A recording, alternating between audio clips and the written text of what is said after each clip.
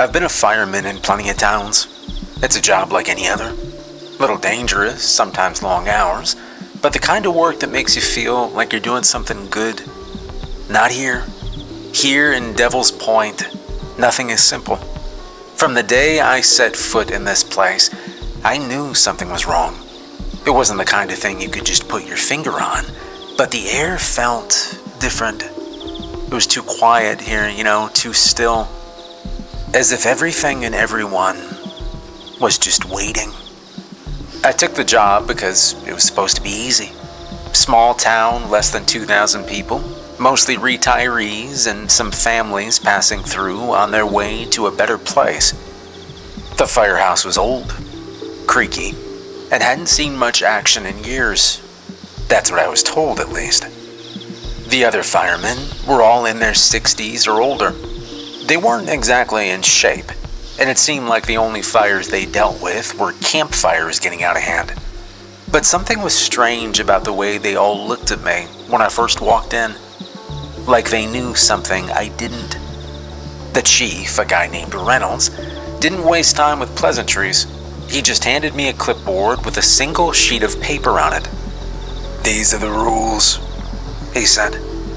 I figured he was talking about safety procedures, things every department has. But when I looked at the list, it wasn't anything I'd ever seen before. There were 7 rules, and they didn't make sense.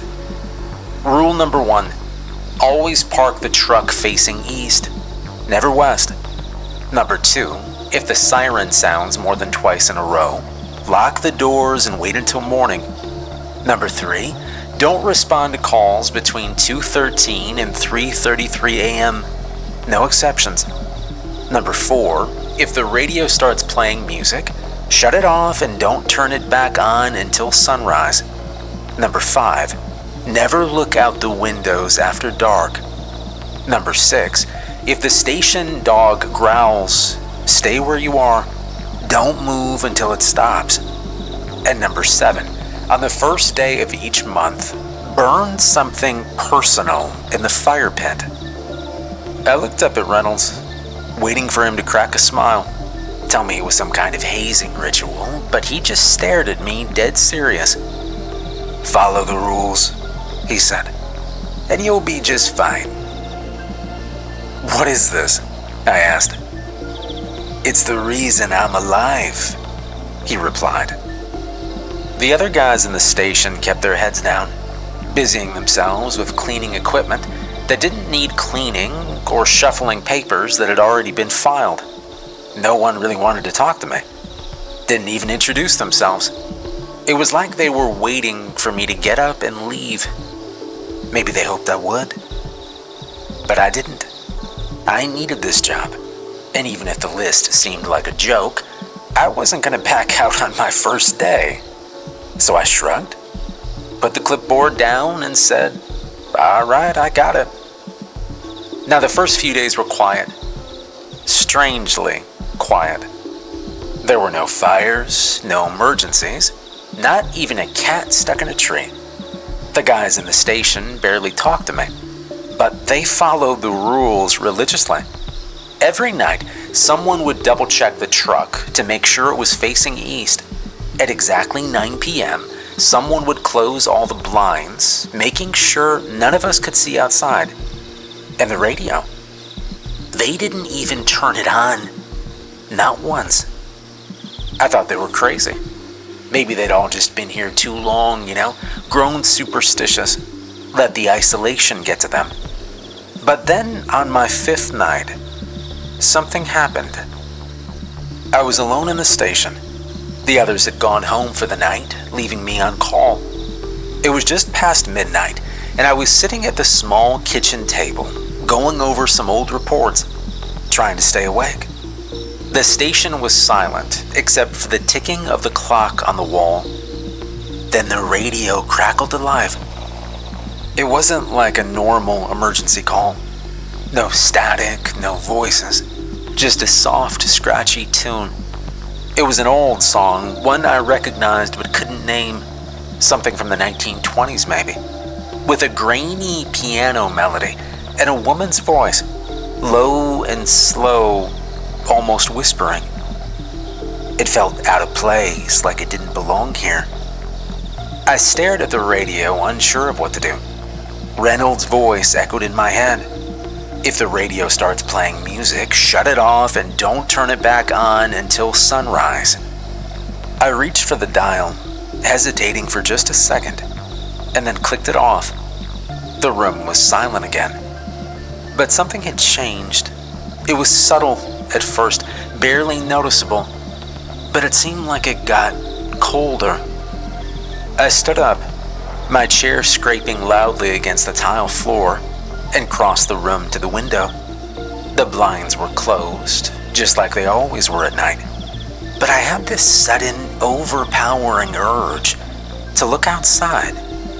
My hand hovered near the string that controlled the blinds, but then I stopped. Never look out the windows after dark, I thought. I pulled my hand back. The station dog, an old mutt named Buster, who usually just slept by the door, began to growl, low, guttural, like he was warning me. His eyes, which were usually dull and lazy, were fixed on something behind me. I froze, every muscle tensing. I couldn't hear anything, but Buster was staring at the kitchen door, his body rigid, growling deeper. I didn't turn around. I don't know why, but I had this feeling that if I turned, something would be there. Something I didn't want to see. For what felt like hours, I just stayed like that, listening to the dog growl, not moving. Eventually, Buster stopped, his body relaxing as he laid his head back down on the floor, eyes closing, like nothing had happened. The room felt warmer again, the air lighter. I let out a breath I didn't realize I'd been holding. I checked the clock, 2:13 a.m. The rest of the night was quiet, but I didn't sleep. I just sat there staring at the radio, waiting for something else to happen. The next morning, Reynolds came in like nothing was out of the ordinary. He didn't ask me about the night, and I didn't bring it up, but I noticed him glance at the radio, like he was making sure it was still off. I thought about quitting right there and then, packing up my things and getting the hell out of Devil's Point. But I didn't. I don't know. I'm stubborn. Maybe I was curious. Or maybe deep down, I was already too far in to walk away. The next week, I followed the rules just like the others. I parked the truck facing east. I shut the blinds.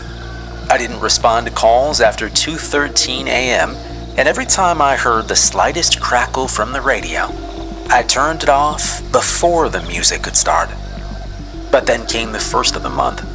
I'd forgotten about the last rule on the list until Reynolds reminded me. "You got something to burn?" he asked, like it was the most normal question in the world. Huh? What do you mean, something to burn? He didn't explain. He just pointed to the fire pit out back. "You need to burn something personal. Something that matters to you." I laughed, thinking he was messing with my head again. But he didn't smile. "If you don't, you'll regret it." I looked at him, searching for some kind of explanation, but he just walked away, leaving me alone in the station. I stood there for a long while, thinking about what he said, and then I made my way to the bunk room where I kept my things. I didn't have much. A few changes of clothes, a toothbrush, and a framed photo of me and my brother from years ago. We weren't close anymore, hadn't spoken in years, but the photo was one of the few things I still had that reminded me of better times. I didn't want to. I really didn't want to. But I had this bad feeling. So I took the photo out of the frame and walked outside to the fire pit. The others were already out there, standing in a loose circle, tossing items into the flames. Old books, letters, photographs, even a wedding ring. No one said anything. They just watched the fire consume their things, the smoke curling into the sky like some kind of offering. When it was my turn, I hesitated. The photo felt heavy in my hand, like letting it go was letting go of more than just the paper. But I did it. I dropped it into the flames and I watched it blacken, the faces curling and disappearing in the heat. Reynolds nodded at me, satisfied, and we all went back inside without a word. That night, I didn't sleep again. I lay in the bunk, staring at the ceiling, listening to the silence. It felt like the station was watching me, waiting for me to break the rules. But I wouldn't. Not now. Not after what I'd seen. I didn't know what was going on in Devil's Point, but I knew one thing for sure. The rules were not a joke. Somehow, they were keeping us alive. And whatever was out there in the dark, I think it was waiting for us to break a rule. The days blurred together after the night I burned the photo. The station settled into a routine, quiet and predictable, except for the ever-present sense of unease. I wasn't the only one who felt it, but none of the older guys ever talked about it. We all knew the rules and we followed them, day in and day out. The list had become a part of life in Devil's Point, something ingrained in the air, like the smell of smoke and old wood. I followed them like second nature, but I couldn't shake the growing sense that something was coming. It was late September when the first real call came in. I was alone again. Reynolds and the others had gone home for the evening, leaving me on the night shift. I was sitting at the same table where the radio had played its strange, haunting music, eating a cold sandwich and flipping through an old magazine. The clock read 12:30 a.m. And then the siren went off. It wasn't the same as the radio incident. This was different. The siren, mounted on the roof of the station, wailed, sharp and loud, cutting through the stillness of the night. I dropped the sandwich, stood up fast, knocking the chair back. The clipboard with the rules was still hanging on the wall by the kitchen. I stared at it, my eyes flicking down to rule number 2. If the siren sounds more than twice in a row, lock the doors and wait until morning. It had only sounded once. For a moment, I hesitated. The rule said nothing about a single siren blast. Was this a real emergency? Should I go? I grabbed the radio and flicked it on, half expecting to hear the eerie music again, but instead a voice crackled through. Fire in the East Woods, multiple houses. We need all available units. My training kicked in. Without thinking, I grabbed my coat, pulled on my boots, and headed for the truck. The siren had stopped, the night falling back into silence. I tried to push the weirdness of the station out of my head and focus on the task at hand. This was a fire, a real one, something I could handle. The truck was already parked facing east, just as the rules required. I climbed in, started the engine, and pulled out into the empty streets of Devil's Point. The town looked different at night. The moon was hidden behind a thick layer of clouds, and the streetlights seemed dim. As I drove towards the woods, I could see the orange glow of flames in the distance. Smoke curled up into the sky, a thick, oily plume that twisted in the breeze. My pulse quickened. This was big, bigger than anything I'd dealt with since arriving in Devil's Point. When I got closer, I saw the first house. It was a 2-story structure, old and wooden, already half engulfed in flames. The fire spread fast, leaping from the house to the dry trees surrounding it. I grabbed my radio, calling for backup, but there was no response, just static. I cursed under my breath. grabbing the hose from the back of the truck and sprinting towards the burning house. The heat hit me in waves, almost unbearable. But I was used to it. I'd fought fires like this before. But as I sprayed water onto the flames, trying to keep them from spreading, something gnawed at the back of my mind. The flames hissed as they met the water, but they didn't die down. In fact, it seemed like the fire was almost fighting back, burning hotter and brighter. I could feel the heat intensify. I stepped back, the hose still spraying, but it wasn't enough. The fire was too strong. Suddenly, out of the corner of my eye, I saw something. At first, I thought it was someone inside the house trapped in the flames, but as I turned, I realized it wasn't a person. Standing in the middle of the flames was a figure, tall and thin. It was like nothing I'd ever seen before. Its face, or what I could see of it, was featureless. I froze, the hose slipping from my hand. The figure didn't move. It just stood there in the center of the inferno, as if the flames were nothing more than air. For a long moment, we just stared at each other. Me standing on the edge of the fire, and it in the middle of it. And then it moved, slowly and deliberately. The figure took a step towards me. The flames licked at its body, but it didn't burn. I stumbled back, my mind racing, trying to make sense of what I was seeing. This couldn't be real. The figure took another step, and another. I backed away. My training told me to run, to get as far away from this thing as I could. And then as quickly as it had happened, it turned and walked back into the flames. Within seconds, it was gone. I stood there, the heat from the fire now more distant, like it was happening somewhere else.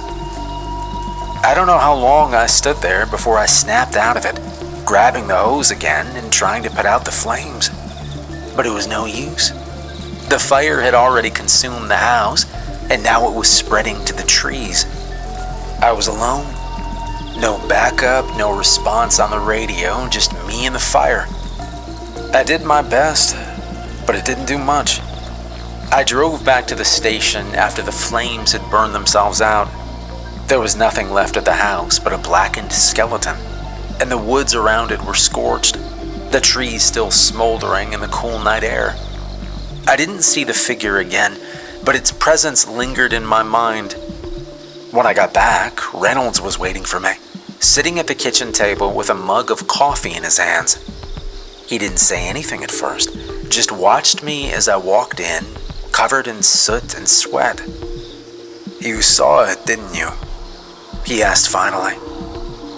I didn't answer right away. I didn't need to. I think he could see it in my eyes. Reynolds nodded, setting the mug down. "We all see it eventually," he said. "What is it?" I asked. He leaned back in his chair, staring off into the distance, as if searching for the right words. "We don't know. Some say it's part of the town, something that's always been here, long before we were. Others, well, others think it's a warning, but no one really knows." "Why the hell didn't you tell me?" I asked. Reynolds sighed. "Would you have believed me if I had?" I didn't have an answer for that. "Look, kid, the rules keep us safe. Most of the time." I sat down across from him, the weight of the night settling on my shoulders. "And when they don't?" He didn't answer that right away. Instead, he pulled something out of his pocket and slid it across the table. It was a small, worn piece of paper. I picked it up and unfolded it. And there were more rules. handwritten in the same shaky script as the first list. "You gotta be kidding me," I said. "Rule number 1, I read aloud. Never go into the woods alone. Number 2, if you hear knocking, don't open the door. Number 3, don't answer the phone after midnight. And number 4, if you see the figure in the fire, run." I stared at the new list, my mind racing. "Why the hell didn't you give me this before?" I asked. Reynolds met my gaze. "Because now you've seen it. And once you've seen it, well, the rules get harder." He stood up, grabbing his coffee and heading for the door. "Get some rest, kid. You're gonna need it." I watched him leave, the weight of the new rules settling in my chest. The fire had taken more than just a house tonight. It felt like it had taken a piece of me, too. And whatever was out there in the flames, it wasn't done yet.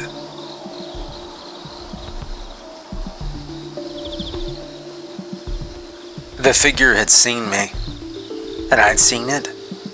I somehow knew there was no going back now. The rules were changing, and I had a feeling things were about to get much worse. The days after that fire dragged on like a bad dream. I went through the motions, doing my job, eating, sleeping when I could, but there was no escape from that feeling. The new list of rules haunted me, just like the first had, except these rules felt more personal, more dangerous. I'd crossed a line somehow, and it was like the town was almost testing me. Reynolds didn't say much after our conversation. He kept to his routines just like the others, following the rules as though they were as normal as brushing his teeth. The other guys barely looked at me anymore, as if my seeing the figure had marked me as different, a part of something they didn't want to acknowledge. I couldn't blame them. They'd been here long enough to know better than to ask questions. But I wasn't like them. Not yet. I couldn't just sit back and pretend this was normal. Not after what I'd seen. And so every night, I went back to the list, reading it over and over, trying to figure out what it all meant, trying to understand why this was happening. There had to be a reason. Something was in this town, something that shouldn't be, and it was using the fires, using us, for something. The days passed without incident until the last night of September, when the call came in. It was a little after midnight. The clock had just struck 12:01, and I was alone again as usual. The others had gone home, leaving me to the quiet of the station. I was sitting in the kitchen, staring blankly at the rules on the clipboard, when the phone rang. I froze. Don't answer the phone after midnight, I thought. The ring echoed through the empty station, sharp and shrill, cutting through the silence. My hand hovered over the receiver, but I didn't pick it up. I let it ring, each chime louder and more insistent. And then it stopped. For a moment, I thought that was the end of it. I let out a breath. But then the phone rang again. I couldn't ignore it this time. My instincts were screaming at me not to pick it up, but something stronger, a deeper sense of duty pushed me to grab the receiver. I mean, what if someone needed help? "Hello?" I said, my voice almost a whisper. For a second, there was nothing but static, and then a child's voice broke through. "Help me." The voice was small, weak, a little boy, I think. I could hear noises in the background, almost like the crackles of fire. "I'm trapped, please, the fire." His voice cut off. My blood ran cold. I knew the rules. I wasn't supposed to answer the phone. But this was a kid and he was in trouble. I couldn't ignore that. Okay, Okay, where are you? I asked, already grabbing my gear. The radio was silent. No alarms had gone off, but I didn't care. I wasn't gonna let this kid die. The East Woods. The boy said. Please hurry. The East Woods. The same place where I'd seen that figure. My hands shook a little as I fumbled with my gear, but I pushed the fear down. This wasn't about me. I could handle whatever was out there. I just needed to get this kid out. I bolted out the door, jumping into the truck. It was parked facing east, just like the rules said. I started the engine and sped through the deserted streets of Devil's Point, the memory of the last fire fresh in my mind. As I neared the woods, the orange glow of flames flickered off the horizon, just like before. The fire was even bigger this time, more intense. The trees were ablaze, the flames reaching high into the night sky, casting an eerie light over the entire area. The heat hit me as soon as I stepped out, but I ignored it, grabbing my hose and running towards the source of the flames. "Hey kid, I shouted, my voice barely audible over the roar of the fire. "Where are you?" There was no response. For a moment, I thought I'd been tricked, that there was no boy, that this was just another part of whatever was happening in this town. But then I heard it. A faint cough, weak but unmistakable. I pushed forward, weaving through the trees, the fire licking at my boots. My lungs burned from the smoke, but I kept moving, following the sound of the cough. And then I saw him. The boy was huddled at the base of a tree, his small body curled up against the trunk. My God, he couldn't have been more than 6 or 7. His clothes were singed, and his eyes were wide. "I'm here," I said, dropping to my knees beside him. "It's okay, all right, I got you." He looked up at me, his lower lip trembling. Please don't leave me." "I'm not going anywhere," I replied, as I scooped him into my arms, the heat from the flames searing the skin on the back of my neck. "All right, we're getting out of here." I turned to run, but something was wrong. The fire had closed in around us, the flames forming a wall blocking our path. I could feel the heat getting worse, the air growing thick with smoke. My vision blurred as the fire roared louder. There was no way out. But then through the flames, I could make out one small gap in the fire. One way out. I squinted and moved closer, and then I saw it. The figure. It was standing there blocking the only path of escape, watching me, its blank face turned in my direction. This time it was closer, more defined. I could see its eyes. It was watching me. I backed away, holding the boy tighter, but the figure took a step forward, and then another. It didn't speak, and it didn't need to. I could feel its intentions. This thing was not here to help. It wanted the boy. It had made this fire to take him. "No," I said. "You can't have him." The figure stopped, tilting its head slightly, as if curious. For a moment we stood there, locked in a silent standoff as the fire burned brighter around us. I could feel the boy trembling in my arms, his small hands clutching at my shirt, but I didn't move. Then I remembered the last rule on the list. If you see the figure in the fire, run. I looked around, looking for any way out, but the fire was everywhere. The only way out was through the flames, or through the figure itself. I had no choice. I took a deep breath, and I ran straight towards the figure, the boy still in my arms. The fire lashed at us, the heat unbearable, but I didn't stop. I kept my eyes forward, refusing to look at the figure. For a split second, I felt something. I felt this coldness, like a shadow falling over me. I was more afraid than I'd ever been in my life. But then it was gone, and we were through. I burst out of the flames, gasping for air, my legs trembling beneath me. The boy was still clinging to me, breathing, his face buried in my chest. I stumbled forward, coughing and moving away from the fire, until we were safely out of the woods.